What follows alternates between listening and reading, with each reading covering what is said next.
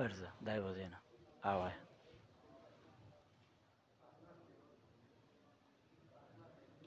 کەمە دایبەزێنە بۆی جوان دەرچێ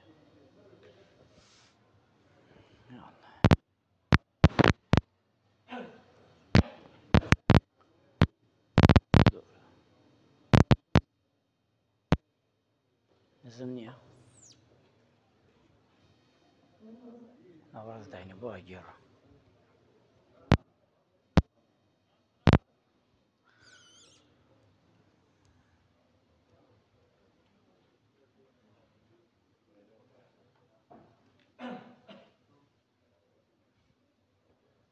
بسم الله الرحمن الرحيم والصلاة والسلام على رسول الله وعلى آله وأصحابه وأتباعه إلى يوم الدين أما بعد السلام خير ورتا لبي السلام عليكم ورحمة الله وبركاته هو كاركان لقل نشانكاني عاقبة خيرمان باسكرت أتشينا هو كاركان لەگەڵ نیشانەکانی عاقبەت شەڕی باسەکەین ئینشا الله تعالی ئەمڕۆ باسی ئەوە دەکەین کە ئەو نیشانانەی کە ئینسان لە خۆیان دەرەچێت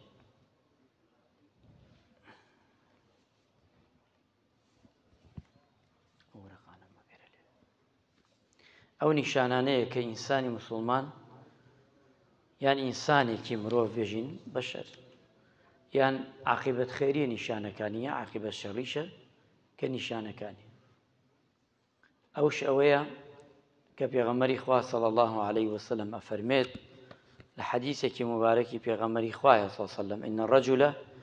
ليعمل الزمان الطويل بعمل أهل الجنة کەواتە پیاوێک کەسێک کار و کردار ئەکا لە دنیادا کار و بێژین زمانێکی زۆر کردەوەی ئەهلی باشت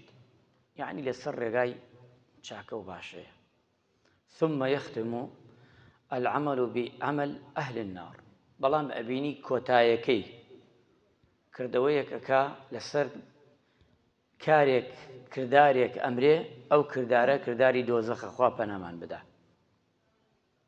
چیە بێ داخلی خوا پەناماندا دۆزەخە بێ و عەکسەکەیشی کەسێکمان شێ زەمانە دنیا بە خراپە ئەباتە سەر هەر لە بیدایی ژیانیەوە خراپە ئەم ئینسانە مرۆڤە ئەوەی خراپە بێ ئیکە ئەگەیەتە کۆتایی تەمەنی چەند ساڵێک یان چەند ڕۆژێک یان چەند مانگێک سەرەکەی ئەگەڕێتەوە تەوبە ئەکا و پەشیمانە بێتەوە خوای گەورە بە بۆنی ئەو کردارەی ئاخریەکەیەوە خوای خاتە باشت مەبەستمان ئەوەیە کە تەوبەی کردو و پەشیمان بۆتەوە گەڕاتەوە بەلای خوای پەروەردگار ئەمە پێغەمبەری خوا صلی الله عليه وسلم ئەفەرمێ هەردووگیان عەکسی کارەکەی خۆین بۆیە ئیمامی ئەنەس ڕەزا و ڕەحمەتی خوای لێبێ ئەفەرمێ پێغەمبەری خوا صلی الله عليه وسلم زۆر جار ئەمەی ئەفەرموو زۆر جار تکراری کردەوە ئەم دوعایە یا مقلب القلوب ثبت قلبي على دينك ئەی ئەو کەسەی کە دڵەکانت بەدەستە دڵم دامەزرێنە لەسەر دینە جوانەکە و باشەکە و ئەم دینە پیرۆزە ئەفەرمێ ئەسحاب و یاوەران بینیان پێغەمبەری خوا زۆر جار ئەم دوعایەکە ئەوانش پرسیاریان کرد وتیان ئەی پێغەمبەری خوا صلی الله عليه وسلم ئەوە نییە ئێمە ئیمانمان هێناوە ئامەنا بالله وتی بەڵێ ئەمجا فەرمووی ئەی ئەوە نییە ئیمانمان هێناوە ئەوەش خوای گەورە ناردوێتی فەرمووی بەڵێ ئەوە نییە ئیمانمانش بە تۆ هێناوە کە تۆ پێغەمبەری خوایی فەرمووی بەڵێ ئەمجا فەرمووی ئەی بۆ ئەم دوعاەم ئەی پێغەمبەری خوا دووبارەکەیتەوە چەند جارێک زۆر جار پێغەمبەری خوش فەرمووی عەلەیهی سەڵات وەسەلام لەبەرەوە دووبارەیەکەمەوە دڵی مرۆڤەکان ها لە نێوانی لایقە بە پەروەردگار چونکە خوای پەروەردگار دەستێ ئەو پەنجەیشیە لەم حەدیسە فەرمێ تر چۆنەوە خوای پەروەردگار خۆی ئەزانێ کەواتە ئەفەرمێ لە بینی پەنجەکانێتی قابیلە بۆ گۆڕین بۆیە بەردەوام دوعاکە زۆر جار دوعا بکە بڵێ خوایە دڵم دامەزرێنە لەسەر ئەوینە نەیگۆڕی ئەی پەروەردگارە چکە دڵ کە گۆڕا خراپە ئیماندارە ئەم دوو حەدیسە باسم کرد بۆ مقەدیمەی بابەتەکەمان بوو یەکەمیان الشەک و جوحود ئەم دوانە یەکێ لەو مەرجانەیە کە ئەبێتە عاقیبەت شەڕی خوا پەنامان بدە چۆن کابرا گومانی هەیە لە سیفەتی خوایە کابرا گومانی هەیە لە خوابوونی ئەڵڵایە کابرا گومانی هەیە بەخوا بە پێغەمبەر بە دین بە ئیسلام ئەمە عاقیبەت شەڕی خوا پەناماندا چونکە هەر دەقەیەک بێ ئەم مرۆڤە لە لێواری مەرگە خۆمان ئەڵێن کەمێ زیاتر بێتەوە بێ ئیمانی لە دنیا دەرەچی بەردەوام مخالەفەی حەقەکە بەردەوام ڕەئی خۆی یان ڕەئی فاسدی خۆی کە ئیشە بێژین ئەو کەسەی کە ئیمانی بەخوا نییە ئەمانەیە وای لێ دەکا هەمووشی ئەسلی نییە زۆر جاری وەسوەسە مامۆ دروستە بێ ئێمە شەیطان دروستێکا بۆمان لە بابەتێکە لە شتێکە زۆر ئەگە بچی لەسەرەوە لەسەرەوە بێ ئیمانی دەرەچی هەندێک شت هەیە غەیبیاتە ئەبێ ئیمانمان پێ بێ و تەواو ئیتر مەچۆ لەسەری قیامەت هەیە بەڵێ تەواو هەیە بەڵێ گەرەکتە تێبگەی بەس ئەوە نە تێبگا تا عەقڵی تۆ بڕەکە چونکە هەموو شتی عەقڵی من و تۆ بڕناکە ئەم شەرعە زۆر لەوە گەورەتر عەقڵی من و تۆ ذاتی ئەڵڵاه کە بچی زۆر بچێ نایوە ئەگە ئیمانەکەت بە قووەت نەبێ دایەنی ئەیدۆڕێنی لە ئەسما و صیفاتە ئەبێ وریابیت ئەو شتانە دووەمیان تەسویەت التەوبە تەوبە دواخە کورە دێژەم ڕەمەزانە نە ڕەمەزانێکی تر کورە ئەمڕۆ نابەیانی ئەم ساڵ نا ساڵێکی تر ها خەڵکێکە بینینەوە ئەمانەش عاقیبەت شەڕیە زۆر جا سەرەکەی سوبحان الله ئەجەل یەقەی گرد و ڕۆیشت و تەوبەشی نەکرد چونکە ئەجەل ئێمە نازانین چی کاتێ ئەجەلمان دێ چونکە ئەوە غەیبیاتە خوا خۆی ئەزانێ کەس نازانێت چی کاتێ ئەمرێ تەوبە نابێ یعنی دوای بخەی بە هیچ شێوەیە لە کردەوەیەکی بچووک هەتا گەورە هەتا کارە گەورەکانش چونکە ئەو کاتە ئەگەر وا بوو خەتەرە ئینسان ئەبێ وریابی حتى إذا جاء أحدهم الموت قال ربي ارجعون کاتێ مردنی خەتەگرێ کاتێ مردووە ئەڵێ خوایە بەس بمگەڕێنەوە بۆ دنیا تەمەنا ئەکەی بەڵام ئیسفادەی نییە مەلەک المەوت دێت خەتەگرێ پێی بڵێ دقەیەتر سانیەتر چرکەیەکی تر نا کاتێ مەلەک المەوت دێ بۆ لای تۆ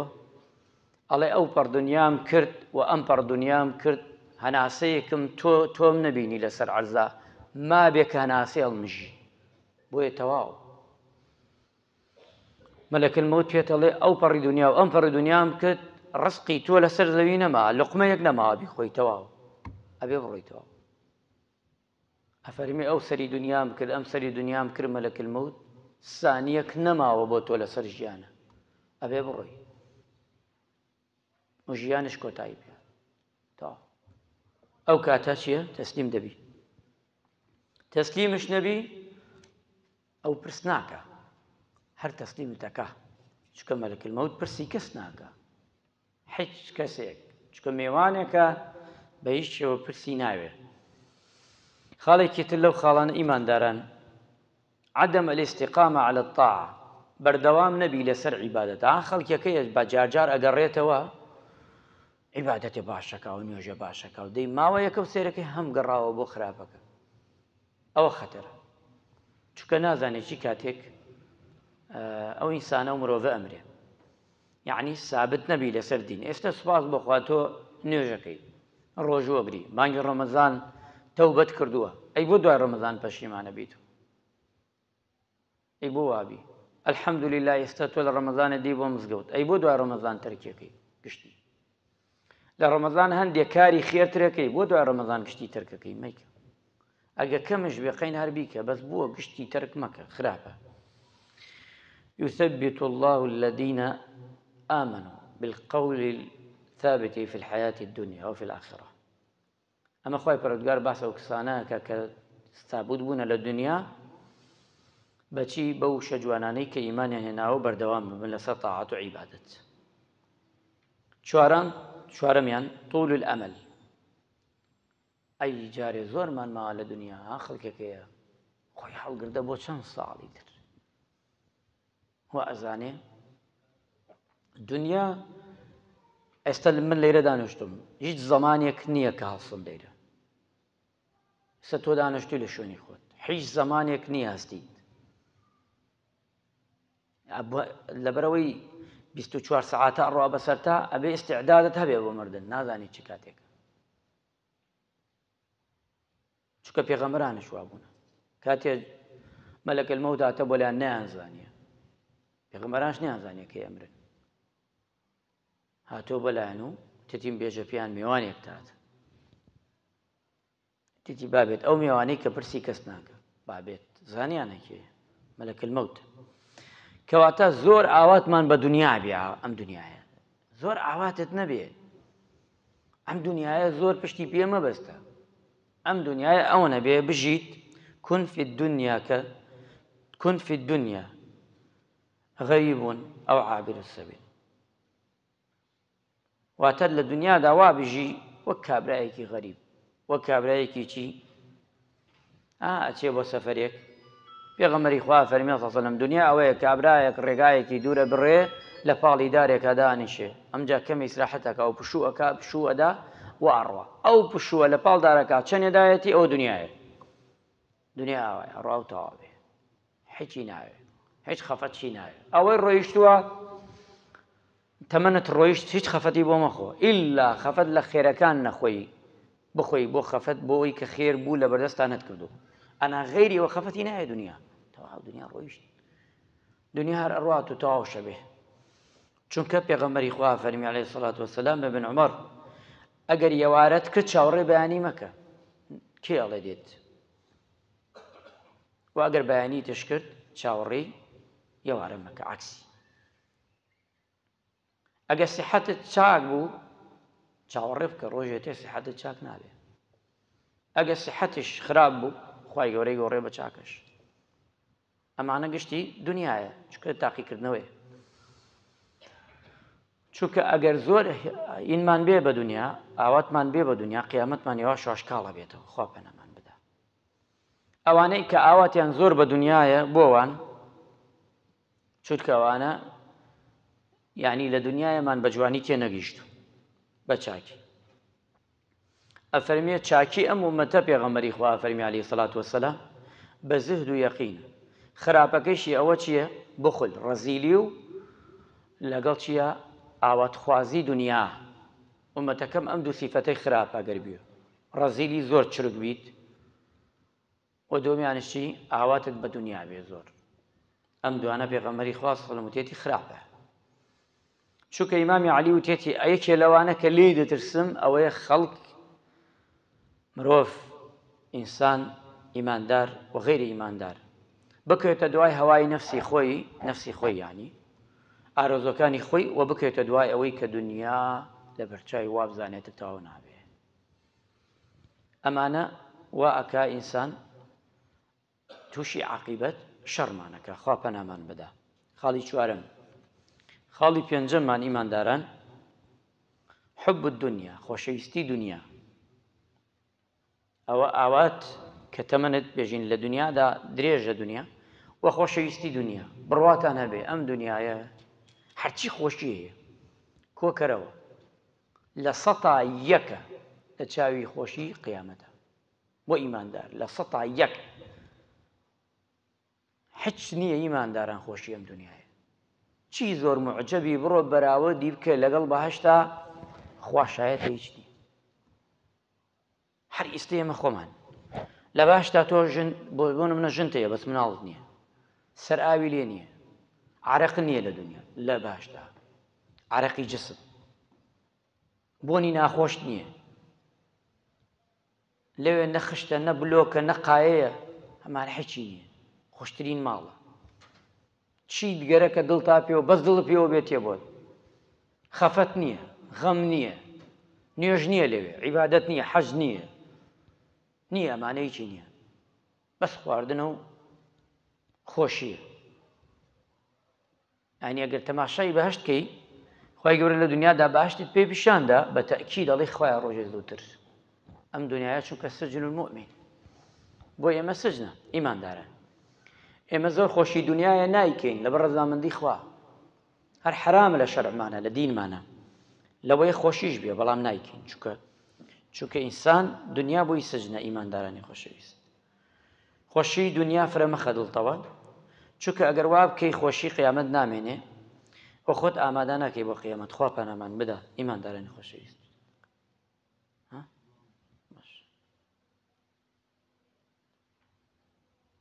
خاڵێکی تر برادەری خراپ وریابن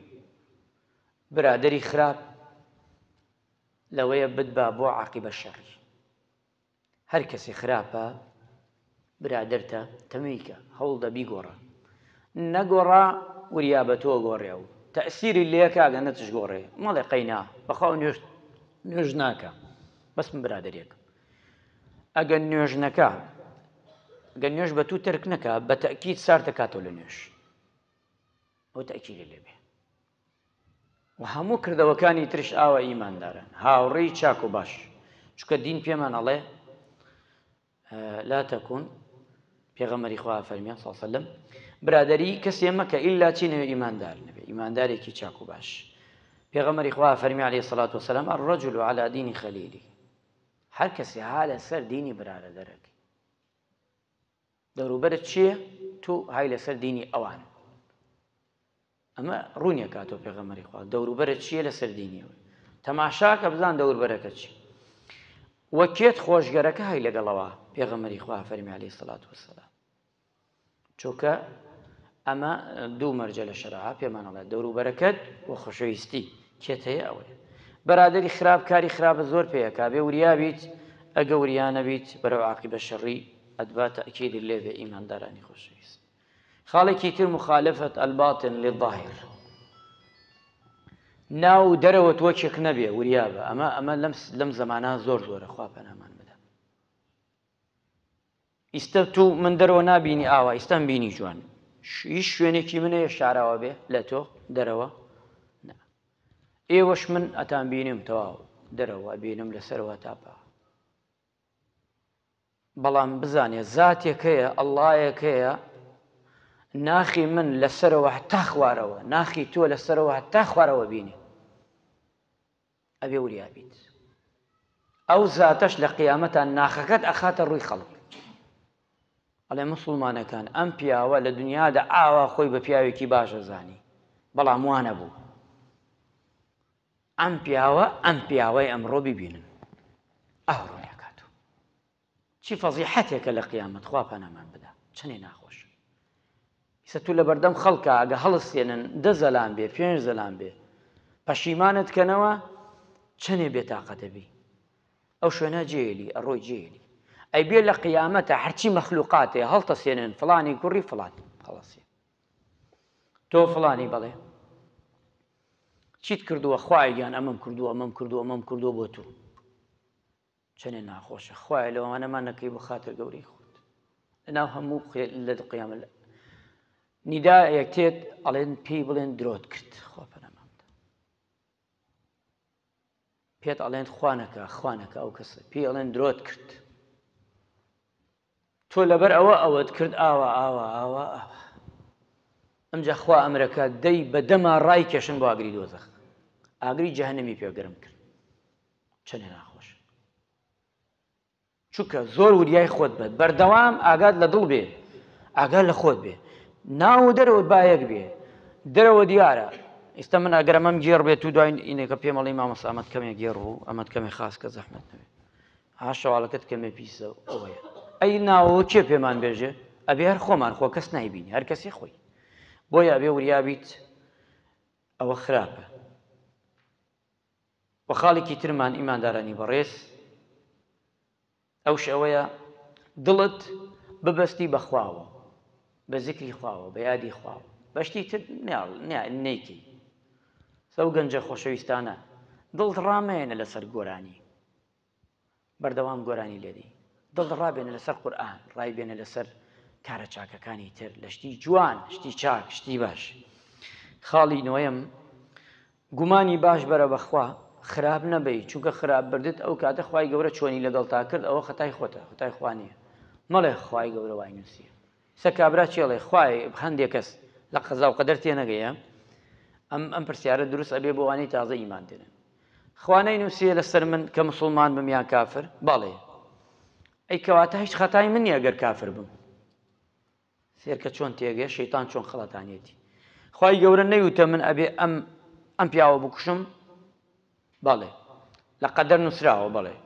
ئەی کەواتە خەتای من نییە ئەم پیاوە بکوشم ئەمە شەیتان دروستێکە وانە خوا لە قەدەر نووسیەتی کە تۆ چی ئەەکەی لە بیدایە حەتانایە بەس خوا نەیوتە پیاو بکوشن خوا نەیوتووە خراپە بکە خوای پەروەردگار عەقڵێکی پێداوی بەم عەقڵە خراپە و چاکە خراپە و چاک لە یەک جیاکەیتەوە ئەی تو ئەمە خراپە بۆ ئیکەی خراپە و چاکەی دانا لە دنیا ئەڵێ ئەمە چاکە بیکە و ئەمە خراپە مەیکە ئێ تو خۆت ئەڕۆی خراپەکە هەڵەبژێری گەرەک تەخوای گەورەش تومەتەکە بدەیتە پاڵ خوا کەی وای وتە خوا ئەزانێت تۆ خراپە ئەەکەی خوا ئەزانێت تۆ چاکە ئەەکەی و ئەزانێ عاقیبەت و بیدایەتش بچی ئەبێ وریابیت ئیماندارانی خۆشەویست گومانی چاک بەرە بەخوا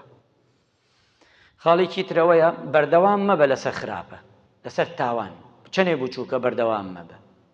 مەیکە چەنێ بچووکە تاوانی بچووک لامان با زۆر بچووک نەبێ خاڵێکی ترمان بە پەلەیە چم چووکە کاتەکەمان تەواو بوو نسیان الآخرە قیامەتت لە فکر چێ دنیات لا زۆر گەورە بێ و دایمە سەعات بە دنیا مەشغوڵ بێ خاڵێکی ترمانەوەیە زوڵم ستەم مەکە لە کەس حتا پێتەکرێ نە زوڵم بکە نە لەگەڵ کەسێکا بێ کە زوڵم شەکا لە خەڵک عاقیبەتی خۆت شەڕ مەکە بڵێ لەما من تو براین بەخوا ئەمە برا زوڵمە لەو کەسە من شەریکی تۆ ناوم تەبەڕا بکە لەی سەر بۆ خۆت واتا کەسی زاڵم مەبە لەگەڵ یا باش نییە بەخوا چونکە ئەگەر وابێت خراپە چونکە پێغەمبەری خوا فەرمی عەلەیهی سەڵات وەسەلام هەرێکی شتێکی کەم لە موسڵمانێ بگرێتەوە یعنی داگیری کا و زوڵمی کا بزانێتش کە زوڵمە و کە بزانێتی ناحەقیە ئەوە واجبێکا لەسەر خۆی ئاگری دۆزەخ خوا پەنامان بدە وتیانەی پێغەمبەری خوا ئەو شتە چەنێ بێ وتی ئەندازەی سیواکێکش بێ این خەڵک بێ زەفتیکەی ئەندازەی سیواکێکش بێ خوا پەنامەدا خەتەرە ئەمڕۆ بڕاستی ئەمڕۆ خەڵک ئەم شتانە گوێی پێ نادا زۆر شتێکی ئاساییە لای وە خاڵی سیانزە نیفاق دووڕووی خوا پەناماندا دووڕوو نەبین وریابین چونکە دووڕوو لە کافر خراپتر نیفاق لە دەرەوە شتێترە لە ناوە شتێکی تر ئەبێ ئینسانی موسڵمان و ئینسانی بڕوادار خاڵی کۆتاییمانش ئەوش ئەوەیە گۆشتی زانە عالم مامۆستا مەلا مەخوە ها وریابە ئێستا غەیبەتی من جیاوازترە لە غەیبەتیەکێکی ترە لەبەرێ من فەقیرم مەلایەکم زانا نیم عالم نیم بەس فەقیرم تۆ من لەکەدار بکەی ئەم گەڕەکە گشتی لەکەدارەکەی چکە من چاوی ئەم گەڕەکەم چاوی ئەم مزگەوتەم ئاها چی گوناحێکەکەی تو وەک شەخصێکی تر نیم من بەڵام تو بێ بۆی من لەکەدار بکەی مامۆستایەکی تر لە مزگەوتی کرد مەلایەک بە تایبەتی مەلا چکە بووە مەلا ڕەمزی دینە بتوێنێت تۆ گەرەکتە تێی لەکەداریکەی گوناحەکەت گەورەیە چکە وتیانە خواردنی غەیبەتکردن گوناح باسکردنی وەک ئەوەی ژەهرە خۆی وەک ئەوەی ژەهرە خۆی ئەبێ وریابی ئەو کەسانەی کە چاوی دینن ڕێزی بگرە لەبەر خاتر دینەکە گە خراپ شەقەینا مام حاجیەکە حاجی کردو لە ناو خەڵکە مەشهورە حاجیە ڕێز و احترامی بگرە چکە چووەتە ماڵەکەی خوا ئەوش گەبێ ڕێزی خۆی بگرێتە بان مامۆستایەکە ڕێزی بگرە چونکە ئەمانە بالای ئەمە گەورە بێ چکە لەبەر خاتر دینەکەمان ئەگەر کەسەکەش باش نەوێ هە لەبەر خاتر دینەکە خوای گەورە ڕەحمان پێ بکە عاقبەت خێرمان بکە لە شمان ساق یا ڕەبی خوای لە عاقبەت شەڕی دوورمان کەیتەوە عاقبەت خێری بکەیتە توشمان یا ڕەبی خوایە عیبادەتمانی قبوڵ کەی مانگی ڕەمزانی پیرۆز لەم ولایە وەرگری شفای نەخۆشەکانمان بدەی یا ڕەبی خوایە ئەوەی چاکە بۆمان کە ئەوەی خراپە لێمان دوور کەیت سپاسی تۆ کەینەی پەروەردگارە لەسەر ئەو بارانە ڕەحمەتە بکەیتە ڕەحمەت بۆ ئەم وڵایەتمان آمین آمین والحمد لله رب العالمين